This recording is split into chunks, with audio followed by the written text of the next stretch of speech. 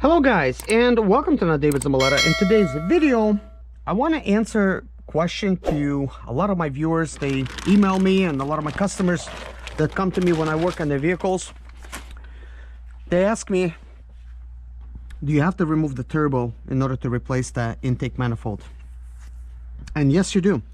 There is really no way about it. As you can see, this piece, this is just like the left side of it. It looks like this here.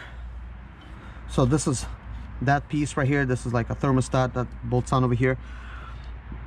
There's another intake manifold. I'm only using an example with one side, but you still need to remove this bolt. It's actually located at the right at the bottom of the turbo. There's really no way to get it. Boom. There's another one right there. You could kind of get to it right here if you remove the turbo actuator, you know, to get to that one. And then you need to actually be able to pull everything out and stuff like that. So the turbo sits right over here. Like, you see this little groove here? That's actually where the turbo sits, right here, right in the spot. So this is definitely a must to remove the turbo, and the turbo is actually a pretty big job in itself just to get the swirl valves to replace this. And here you could see how they kind of work over here. I'm not going to actually mess anything up, but they open up and they close like that, see, electronically. So when this signal gets sent, they close, they open, they close, they open. So this is pretty much how it works. But anyways, we're not going to get into all that. It's just, as you could see, there's just so much to replace. If you want to see how to actually do this job, how to perform it yourself, if you're, I guess, brave enough to do it yourself, take a look at my videos. I have a playlist on 2010 Mercedes Sprinter oil cooler seal replacement. The oil cooler is located right in there. It's kind of dirty back there, but we have to go that deep.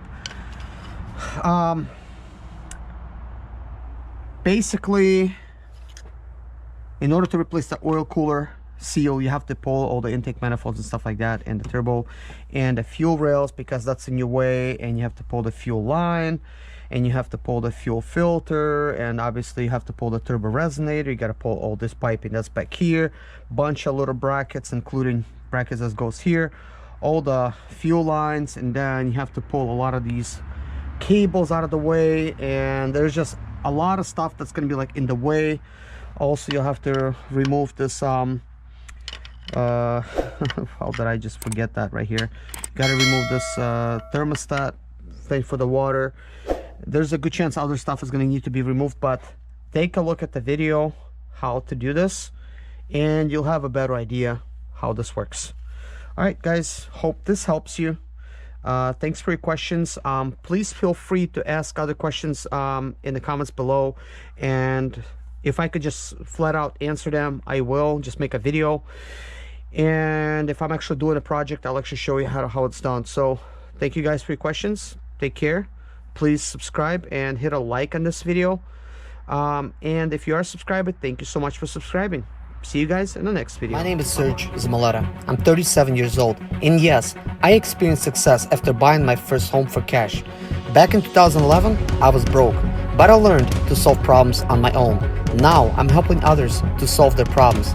I know what pitfalls to avoid to stay profitable in business. Need motivation to be more successful in your life? Do you have Sprinter, Expedite, or business problems? Then subscribe. Let's find creative solutions to your problems. Hit the bell notification so you don't miss any of my helpful videos.